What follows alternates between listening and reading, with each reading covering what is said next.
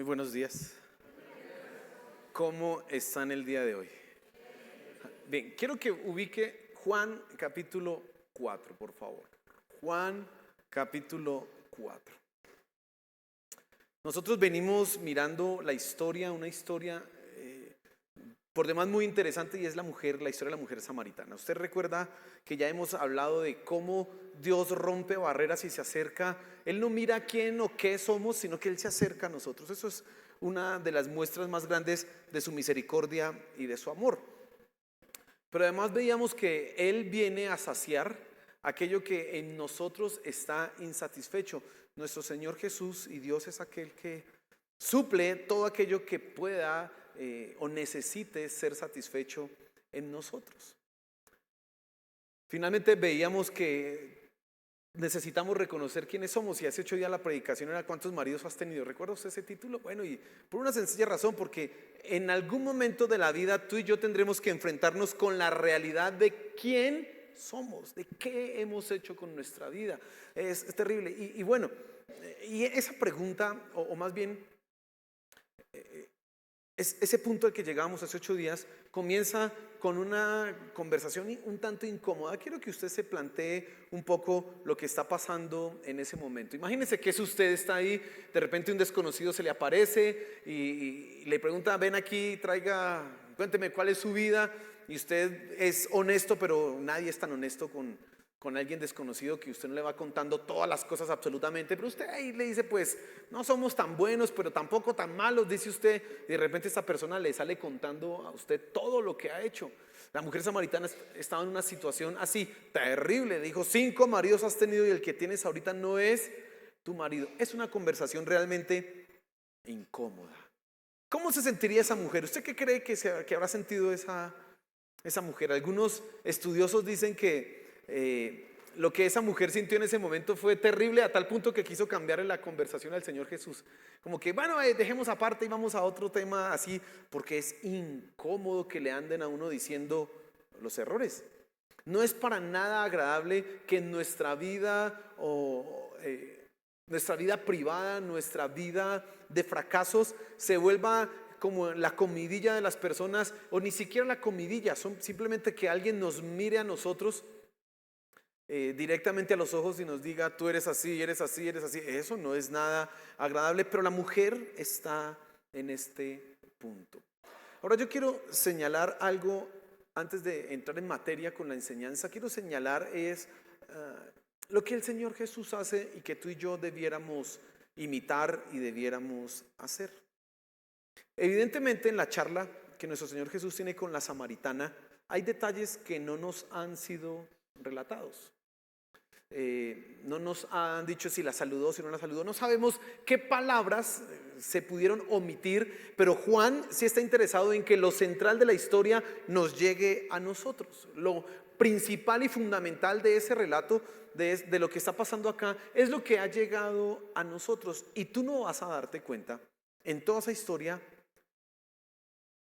en las palabras del Señor Jesús, un reproche o una condenación.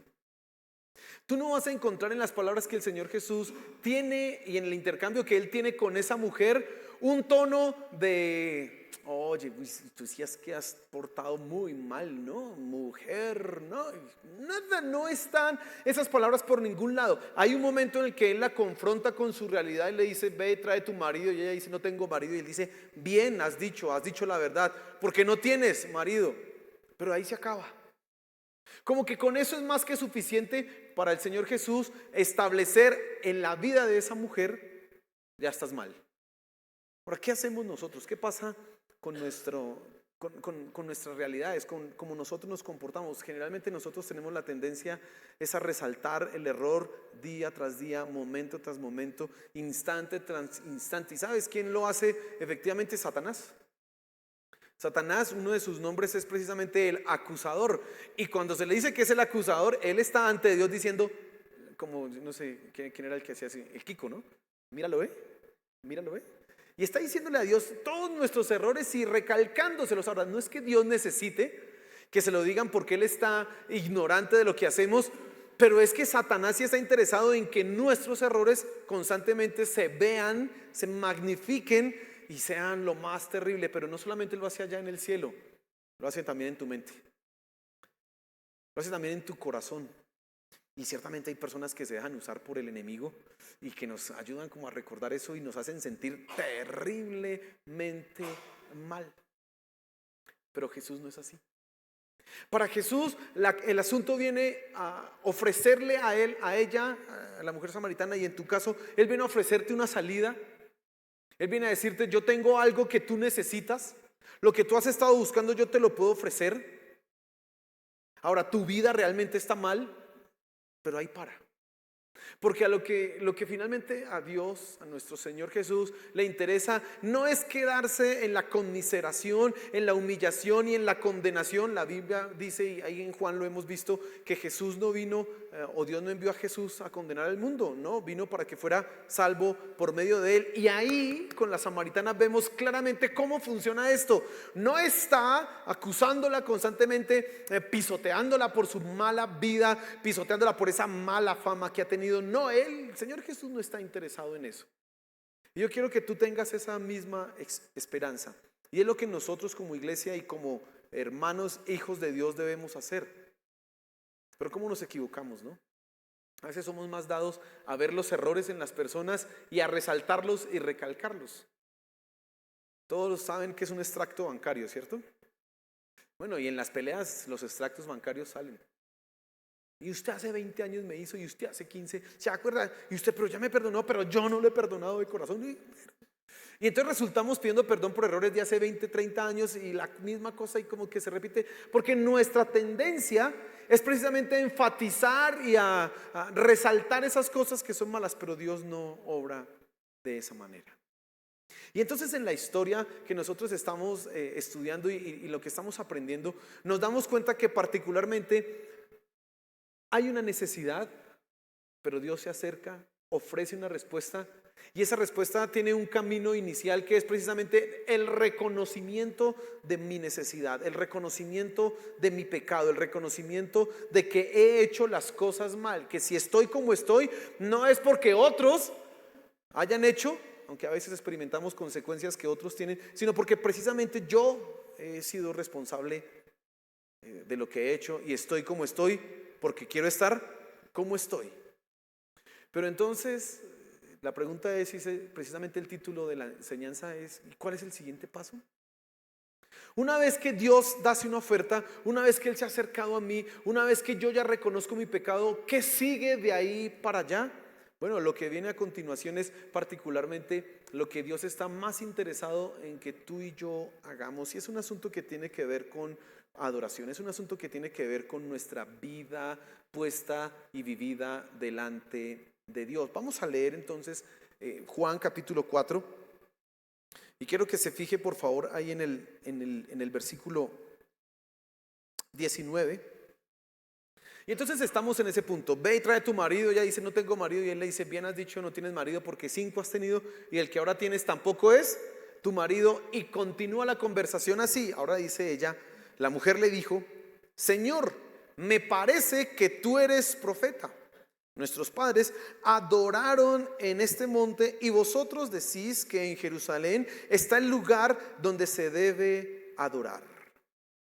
Llegamos a una pregunta que no es mencionada. En el pasaje que acabo de leer usted no encuentra una pregunta, pero está implícita en lo que ella le está diciendo al Señor Jesús. ¿Qué es lo que ella le está planteando básicamente? Y es, ¿dónde debo adorar? ¿Aquí o en Jerusalén? Bueno, para los samaritanos tradicionalmente había un lugar en donde se hacía toda la adoración y era el monte Gerizim, un monte histórico, un monte en donde antaño Moisés y el pueblo de Israel habían hecho algunas cosas importantes. Josué habían hecho algunas cosas importantes cuando llegaron a la tierra prometida. Y ese se había convertido en un lugar de adoración. Habían construido un templo y ahora todos los samaritanos de alguna manera estaban vinculados a ese lugar geográfico. Pero los judíos, ¿a dónde adoraban?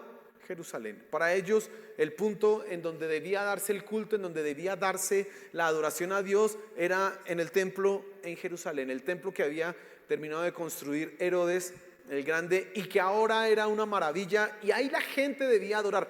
La mujer le está preguntando precisamente, ¿dónde debo adorar? Ahora, ¿por qué es importante esta pregunta? ¿Por qué la adoración es tan fundamental? Mire, tradicionalmente nosotros estamos pensando que la adoración es algo que tiene que ver con asuntos religiosos, con asuntos de iglesia. Cuando se escucha el término adoración, ¿usted en qué contexto lo escucha? Pues en un texto religioso. Usted no lo escucha afuera. Bueno, por ahí en un vallenato que mi Dios adorada y no sé qué, pero de resto, ¿qué más usted va a escuchar esa palabra adoración por ahí? No es muy común y no se utiliza mucho en nuestro lenguaje coloquial. No, nosotros no usamos esa palabra. Por lo tanto, nuestra mente y nuestro entendimiento con respecto a la adoración está vinculado casi que exclusivamente a los asuntos de la iglesia, a los asuntos de la religión.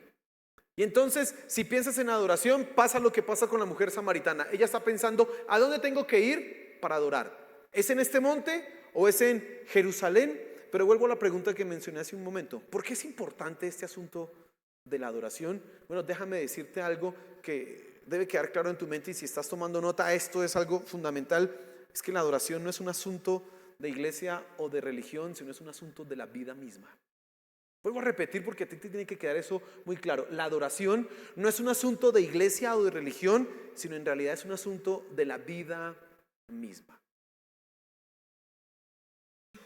Ahora te voy a dar un ejemplo para que tú comprendas particularmente esto que estoy diciendo. Si afirmamos que la adoración es un asunto de la vida misma, todos nosotros indefectiblemente somos adoradores. Escuche lo que estoy diciendo.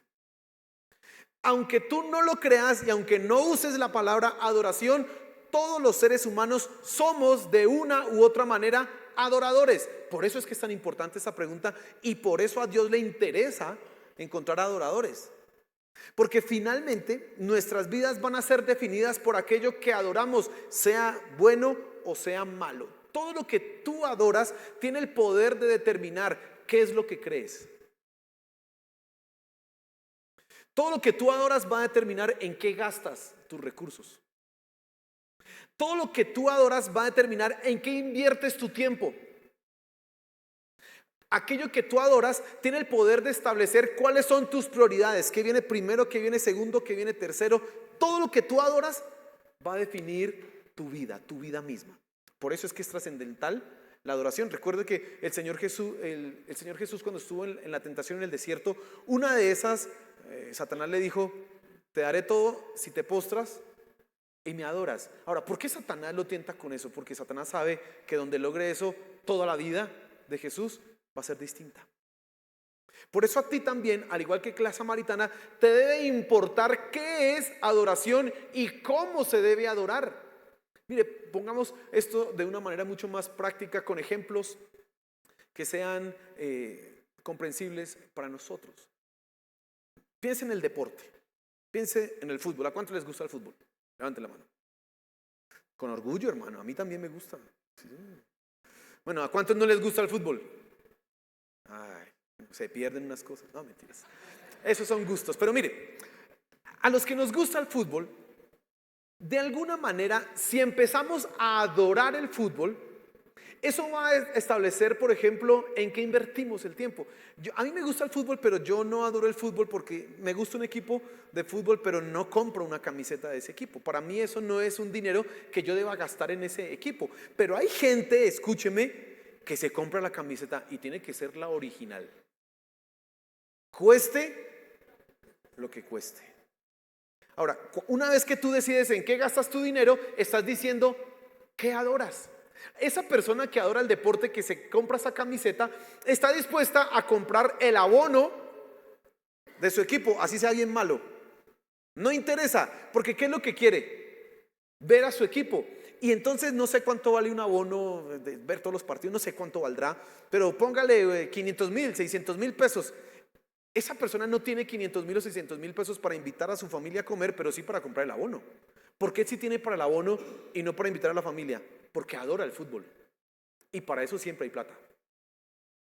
Esa persona estará dispuesta a ver todos los partidos de su equipo, sea en vivo, en directo o en diferido. Aún así, cuando hoy día que los podemos repetir ahí, están en la internet. Antiguamente era que los grababan, había gente que grababa los partidos y después llegaba a verlos de una jornada laboral extensa y llegaba a ver el partido. ¿Por qué una persona está dispuesta a gastar su tiempo cuando quiere o requiere más bien dormir y descansar y dice, no, yo tengo que ver el partido?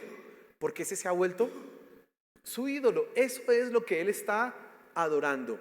Esa persona estará dispuesta a pasar por encima de lo que sea con tal de mantener su adoración. Y entonces si la esposa le dice, ay mi amor, hoy me llevas al partido, no, porque hoy es la final. ¿Qué es más importante, la esposa o el partido de fútbol? Pero para esa persona que adora, él está dispuesto a pensar, mi esposa me tiene todos los santos días, pero preciso hoy. No le dio en otro momento, sino hoy. Y quiere que yo la saque. Es que no se da cuenta ella que para mí esto es importante, piensa él. Y dice, ella es egoísta. Bueno, algunas son puntillosas, ¿no? Por molestar. Pero ¿tú estás comprendiendo lo que yo estoy diciendo? Ahora, eso es con el deporte. Pero otros tienen un Dios que se llama familia. Otros tienen un Dios que se llama hijos, o entre los hijos un hijo. Otros su ídolo es su esposo o su esposa. Otros su ídolo es el carro, el pichirilo, el carrito. Y entonces le dedican el tiempo, lo mandan a polichar, lo tienen limpio, lo revisan todos los días, se levantan y lo miran y ay, ¿cómo está mi carrito? Se estrelló, tengo que mandarlo a arreglar porque si no, ¿usted comprende lo que le estoy queriendo decir? Adoración, es que es muy importante, es trascendental. No es algo que nosotros podamos pasar así por encima. No, todos nosotros adoramos de una u otra manera. La pregunta que tengo que hacerte esta mañana es entonces, ¿cuál es tu adoración? Y no pase tan rápido por la respuesta a la pregunta, porque usted va a decir, mi Cristo, mi Señor, sí, bueno, yo quiero ver en qué gastas tu dinero y te voy a decir qué es tu adoración. Yo quiero ver en qué gastas tu tiempo, muéstrame tu agenda diaria y te voy a decir qué es lo que tú adoras. Así somos los seres humanos. Y la mujer está interesada de alguna manera en avanzar, en seguir adelante, y el Señor Jesús va a responder esta pregunta porque se vuelve muy importante, se vuelve trascendental. Ahora ella está frente al Dios verdadero, frente al Señor Jesús, frente a aquel que merece la única y verdadera adoración. Todo lo demás debe ser quitado de un lado. El primer mandamiento dice, no tendrás dioses ajenos delante de mí. El segundo es lo mismo, pero ahora dice imágenes. No te harás ninguna imagen. No te harás. Todo finalmente, tanto el primero como el segundo mandamiento están enfocados en adoración ¿a quién? A Dios. Pero vuelvo a ser enfático en esto. ¿Qué es lo que tú adoras?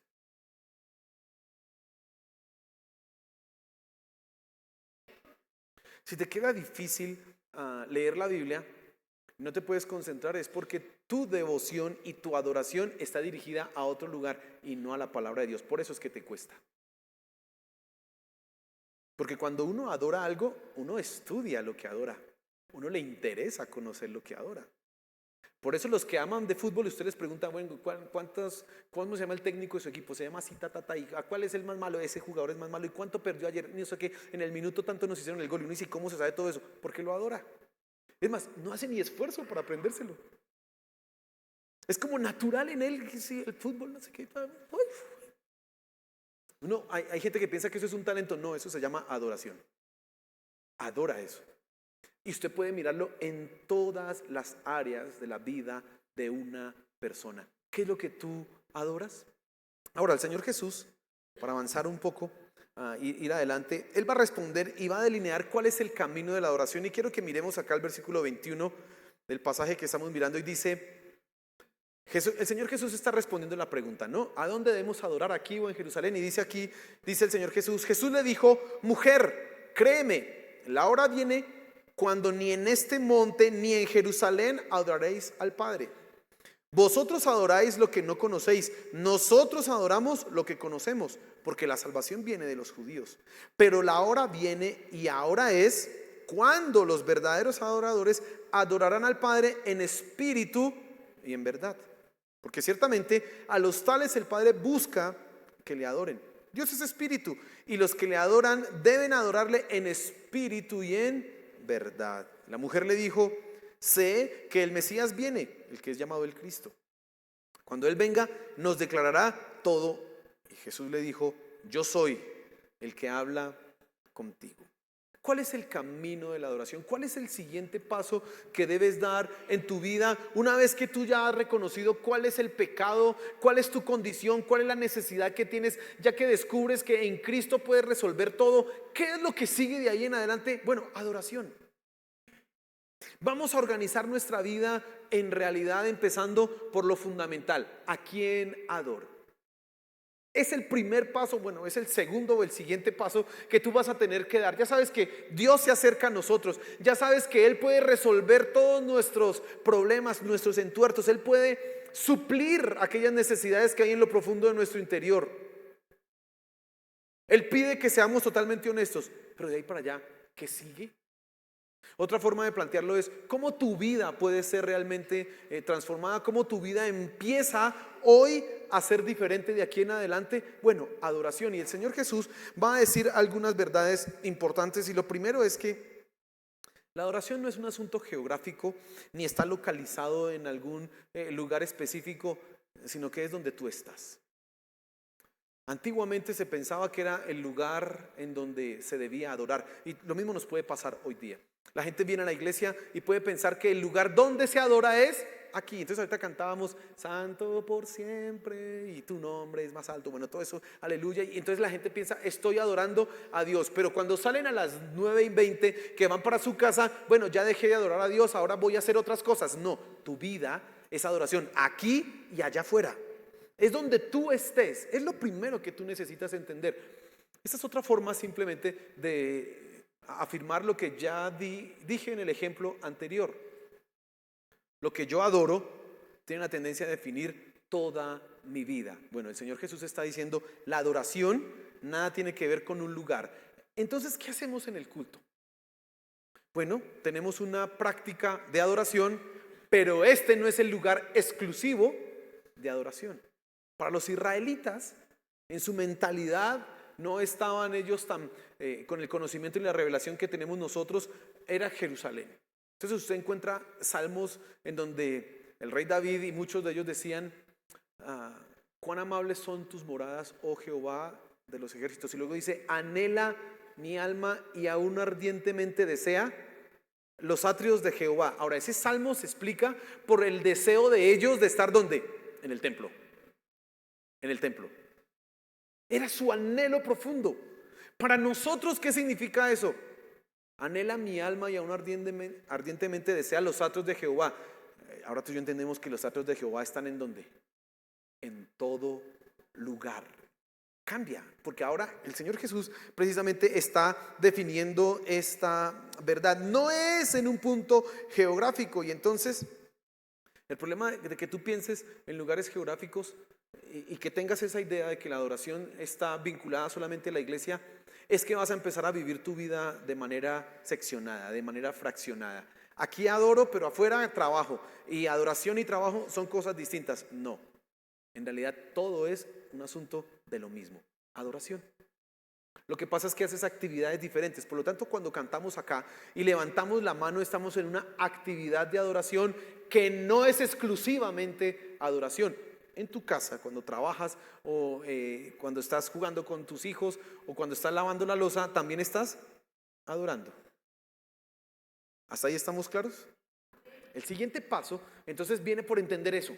O sea que ir a la iglesia es algo que me ayuda a estar en comunidad. Qué bendición, puedo adorar a Dios con la música, escuchamos la palabra, pero en mi casa yo adoro a Dios. Sí.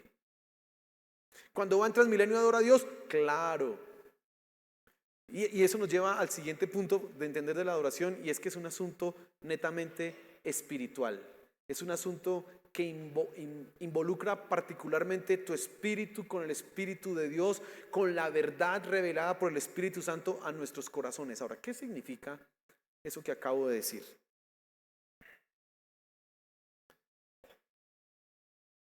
El Señor Jesús le dice a la samaritana: ustedes adoran lo que no saben, pero nosotros adoramos lo que sabemos, porque la salvación viene de los judíos. Ahora, ¿qué le está diciendo el Señor Jesús a esa mujer samaritana? Una realidad: la adoración no puede surgir de la ignorancia,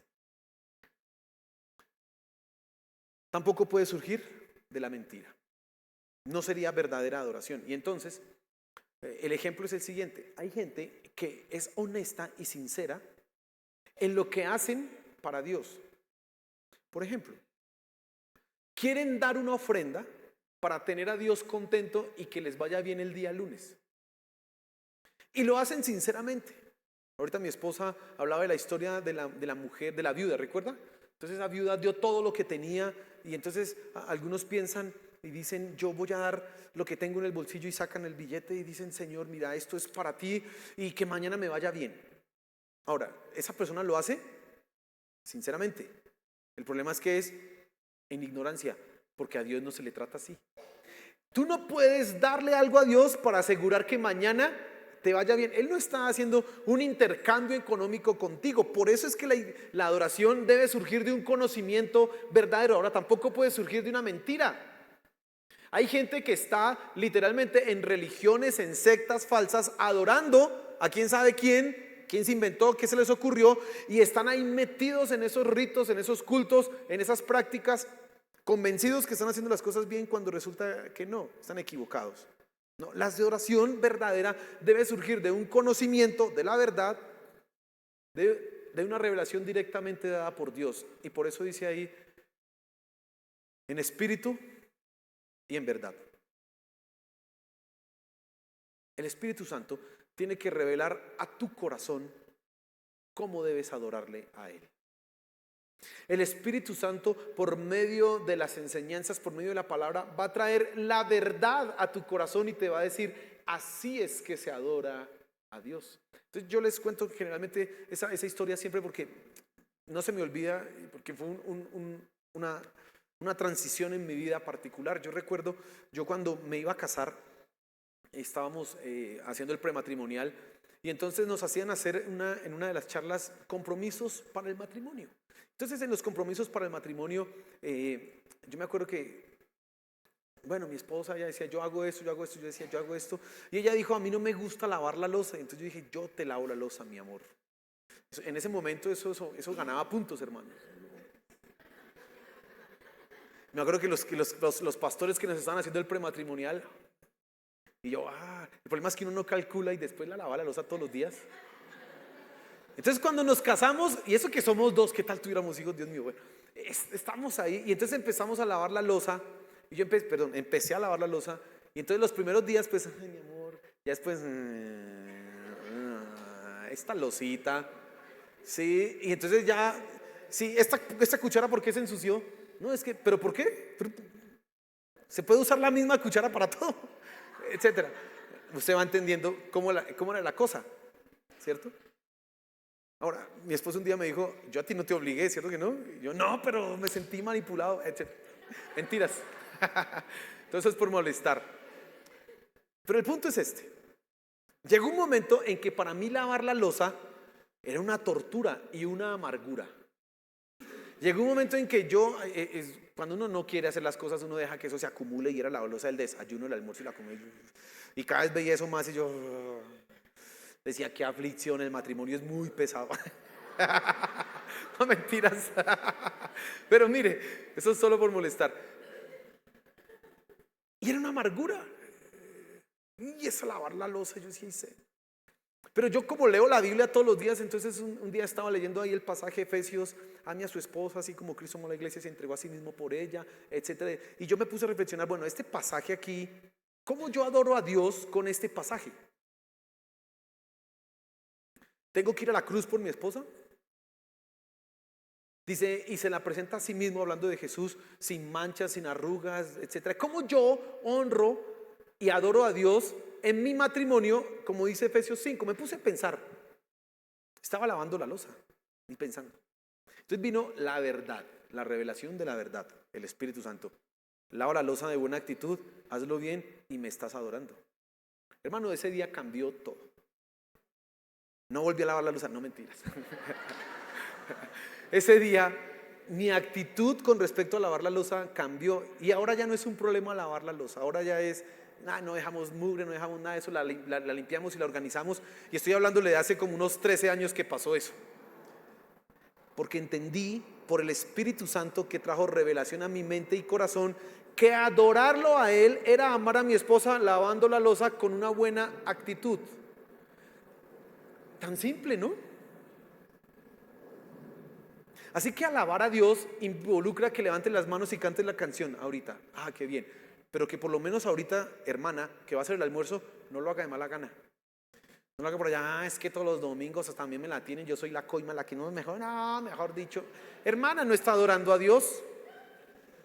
Aparte que le queda mal. ¿Sí?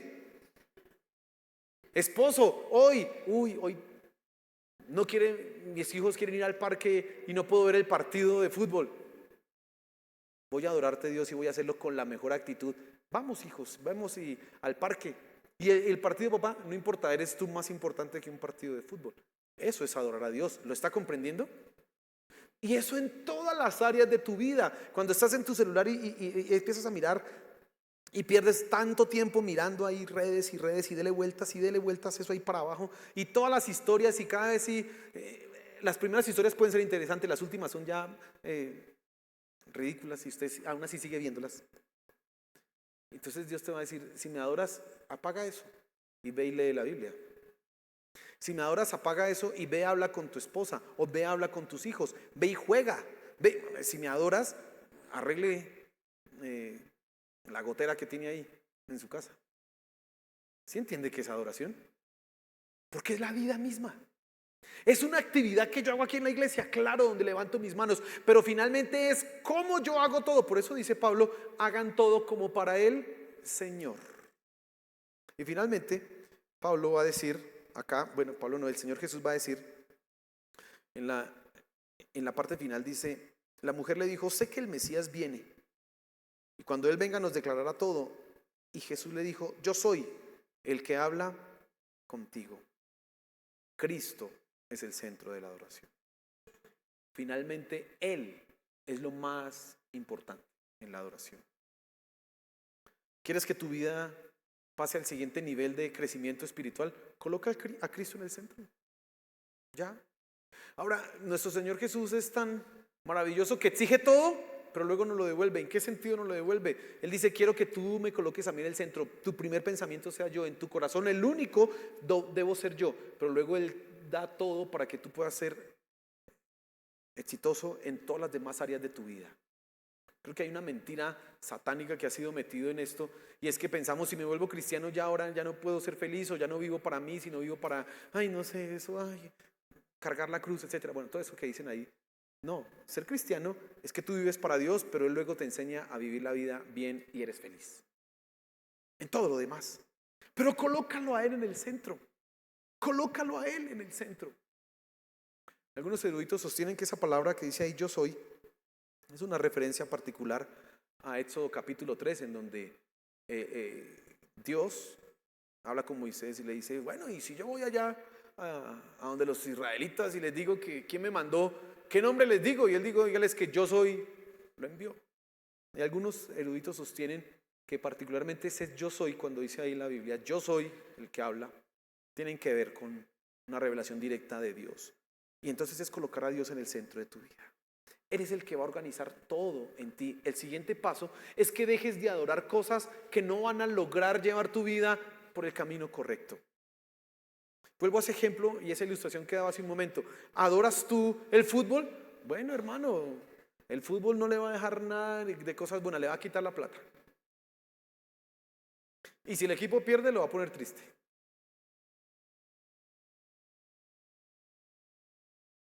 ¿Qué saca? ¿Es pecado que le guste el fútbol? No, pero adorarlo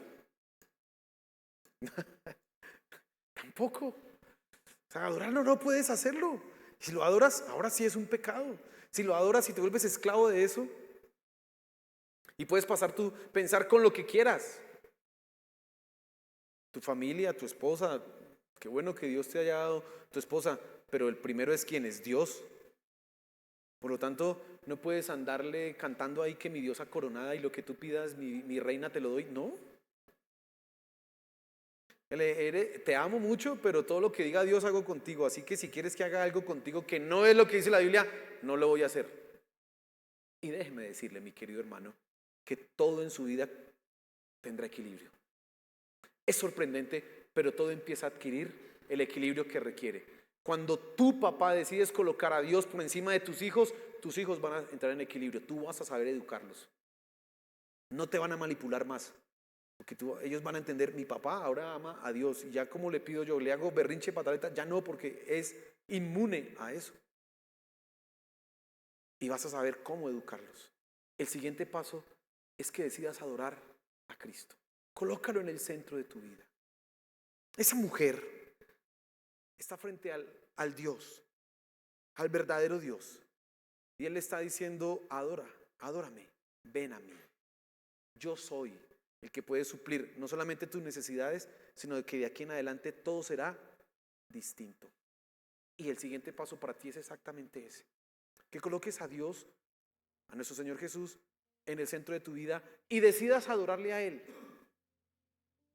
Yo puedo darle ejemplos, puedo darle argumentos, pero creo que ya está más claro y ya está todo dicho. Es Él. Cuando el Espíritu toque tu corazón, tú sabrás lo que debes hacer. Es más, en lo que yo estoy diciendo, sé que el Espíritu Santo se está moviendo en tu vida. Y ya te está diciendo, esto que haces de tan mala gana no es adoración. ¿Quieres crecer en adoración? Haz esto bien. O sea, cosas sencillas. Haced todo como para el Señor, dice la Biblia. Tender la cama. ¿Cómo tiendes tú la cama? Es tan básico eso, ¿no? A nosotros nos enseñan a tender la cama. ¿Cómo la tiendes tú?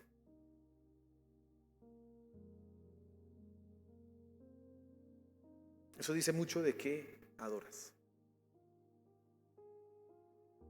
Entonces, mi querido amigo, Dios lo que quiere es restaurar tu vida. Y el camino para restaurar tu vida es simplemente llevarte a adorarlo a Él, porque eso va a traer organización y equilibrio en todo lo demás de tu vida. Tu vida va a ser diferente. Decídete a adorarlo a Él. Porque así como lo negativo pasa cuando adoramos cosas que son malas, todo lo positivo y todas las bendiciones de Dios vienen cuando decidimos adorarlo a Él. Cuando tú decides colocarlo a Él en el centro, todo lo bueno, todo lo que Él ha prometido, se hará realidad en tu vida. Y yo sé que aquí hay algunos que reconocen y dicen, ay sí, yo no he adorado a Dios, de razón estoy como estoy. Arrepiéntete, corrígelo. Algunos ni siquiera habían considerado quizás esto. Bueno, hoy es el día para que empieces. Otros tendrán que hacer algunos pequeños ajustes. Hazlos. Pero siempre enfócate en que adorar es tu vida misma. Tú eres el sacrificio que está en el altar. Ya no es un animal, eres tú. Todos los días para Dios. Y vas a ver cómo la bendición se hace real en ti. Señor, gracias por tu palabra. Gracias. Hoy entendemos que todos nosotros somos adoradores. De una u otra manera adoramos. Pero lo que queremos hacer es adorarte y honrarte a ti, Señor. Por favor, Padre, ayúdanos, te lo suplicamos, ayúdanos. Perdónanos cuando hemos adorado otras cosas, cuando nos desviamos, o cuando pensamos e imaginamos que la adoración es un asunto que tiene que ver con algo acá geográfico, con un lugar particular. Y no vivimos nuestra vida en adoración para ti. Señor, perdónanos, por favor, te lo suplicamos, perdónanos. Aquí estamos, Padre Celestial. Queremos ser adoradores tuyos. Queremos dar ese paso. Ayúdanos, Padre. Ayúdanos, por favor. Mira, Espíritu, por favor, trae revelación a aquellos que están adorando cosas que no son. Háblales a sus corazones. Habla directamente a sus vidas, que ellos puedan entender qué cosas deben ser transformadas, qué cosas deben ser cambiadas en ellos y cómo ellos pueden empezar a adorarte a ti. Por favor, Señor, por favor, te lo suplicamos. Gracias, Padre Celestial, por tu palabra esta mañana. Amén y amén.